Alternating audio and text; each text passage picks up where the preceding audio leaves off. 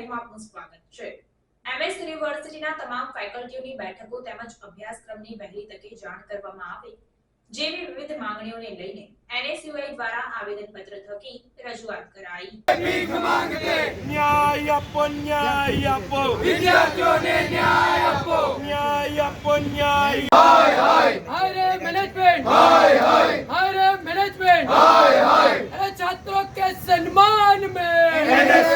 પ્રાપ્ત માહિતી અનુસાર એમએસ યુનિવર્સિટીના તમામ ફેકલ્ટીઓની બેઠકો તેમજ અભ્યાસક્રમની વહેલી તકે જાણ કરવામાં આવે અને કુલ બેઠકોના કેટલા ટકા બેઠકો વડોદરાના વિદ્યાર્થીઓને આપવામાં આવશે તે અંગેની જાણકારી બહાર પાડવા બાબતે આવેદનપત્ર પાઠવવામાં આવ્યું, જેમાં જણાવ્યા અનુસાર વિદ્યાર્થીઓના GCAS પર જે રજિસ્ટ્રેશનની પ્રક્રિયા હતી તે પૂર્ણ થવા જઈ રહી છે, જેમાં લગભગ બધા વિદ્યાર્થીઓએ પોતાનું રજિસ્ટ્રેશન GCAS પોર્ટલ પર કરાવી ચૂક્યા છે, છતાં એમએસ યુનિવર્સિટી દ્વારા કોઈપણ ફેકલ્ટી માટે બેઠકોની જાણકારી બહાર પાડવામાં આવી નથી। સાથે સાથે કોઈપણ પ્રકારનો અભ્યાસક્રમ બહાર પાડવામાં આવ્યો નથી, જેને લઈને વિદ્યાર્થીઓ હજુ પણ મૂંઝવણમાં છે। એનએસયુઆઈ દ્વારા ઘણીવાર વાઇસ ચાન્સેલરને રજૂઆત કરવામાં આવી છે કે વડોદરાના તમામ વિદ્યાર્થીઓને એમએસ યુનિવર્સિટીમાં એડમિશન મળે, કારણ કે મહારાજા સયાજીરાવ દ્વારા એમએસ યુનિવર્સિટીની સ્થાપના વડોદરાના વિદ્યાર્થીઓ માટે જ કરવામાં આવી હતી, પરંતુ આજના સત્તાધીશો યુનિવર્સિટીનું ચીરહરણ કરી રહ્યા છે તેમજ વડોદરામાં આવેલ બીજી કોલેજોને ફાયદો પહોંચાડી રહ્યા છે।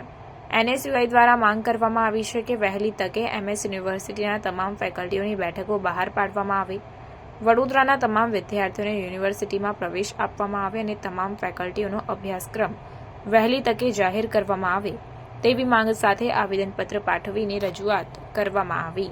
આજરોજ એનએસયુઆઈ દ્વારા ત્રીજી વખત યુનિવર્સિટી વાઇસ ચાન્સેલરને આવેદન આપવામાં આવ્યું છે। જેવી રીતે યુનિવર્સિટીના સત્તાધીશો ક્યાંક ને ક્યાંક આજુબાજુની યુનિવર્સિટીઓ અને ખાનગી યુનિવર્સિટીઓને ફાયદો પહોંચાડવા માટે જે યુનિવર્સિટીનો ક્રાઇટેરિયા હતો 70%, તેને ઘટાડીને 50% કરવાની તરફેણમાં હતા, પણ કન્ટિન્યુ એનએસયુઆઈ દ્વારા આંદોલન કરવામાં આવ્યા, સેનેટ મેમ્બરો સાથે લઈને ભૂતપૂર્વ વિદ્યાર્થીઓ સાથે લઈને આંદોલન કરવામાં આવ્યા।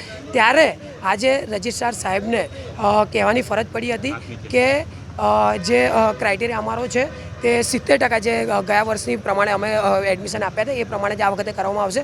અને સાથે સાથે અમારી માંગ હતી કે જે યુનિવર્સિટીની ફેકલ્ટીઓની બેઠકો હતી એ કયા પ્રકારનું એનું ડિસ્ટ્રીબ્યુશન હશે, કેટલા ટકા વિદ્યાર્થીઓને એડમિશન મળશે, SC STનો ક્રાઇટેરિયા શું હશે, OBC માટેનો ક્રાઇટેરિયા શું હશે અને જનરલ કેટેગરી માટેનો શું હશે, તે વહેલી તકે જાહેર કરવામાં આવે, કારણ કે GCASના પોર્ટલની કાલે છેલ્લી તારીખ છે। તેના પછી યુનિવર્સિટીના પોર્ટલ પર રજિસ્ટ્રેશન ચાલુ થશે, વેરિફિકેશનની માટેની પ્રોસિજર સાહેબે એવું કીધું છે કે વહેલી તકે આની જે તમારી માંગ છે તેના પર અમે કામ કરીશું અને જે જૂના પ્રમાણે એડમિશન થયા હતા 70% પ્રમાણે એ જ પ્રમાણે આ વખતે બી ચાલુ કરવાનો અમે પ્રયાસ પૂરેપૂરો કરીશું। આ વિદ્યાર્થીઓ ત્રીજી વખત રજૂઆત કરવા આવ્યા છે। વિદ્યાર્થીના ગ્રુપ્સને જ્યારે આપણે કોઈ પણ માહિતી આપીએ છીએ તો એ માહિતીને એ લોકો સમજતા નથી। અમુક વખત એ થાય છે કે એક ગ્રુપ આવ્યું, બીજું ગ્રુપ આવ્યું, પણ દેખાદેખીની અંદર પણ વધારે વખત વિદ્યાર્થીઓ આવતા હોય છે। ખરેખર જે ઇસ્યુ બનાવવામાં આવે છે અથવા તો જે મુદ્દા ક્રિએટ કરવામાં આવે છે એ મુદ્દા જ નથી હોતા। આ જ ગ્રુપ ત્રીજી વખત આવ્યું છે, એમનો મુદ્દો એ છે કે કોટા રિલેટેડ ક્લેરિટી।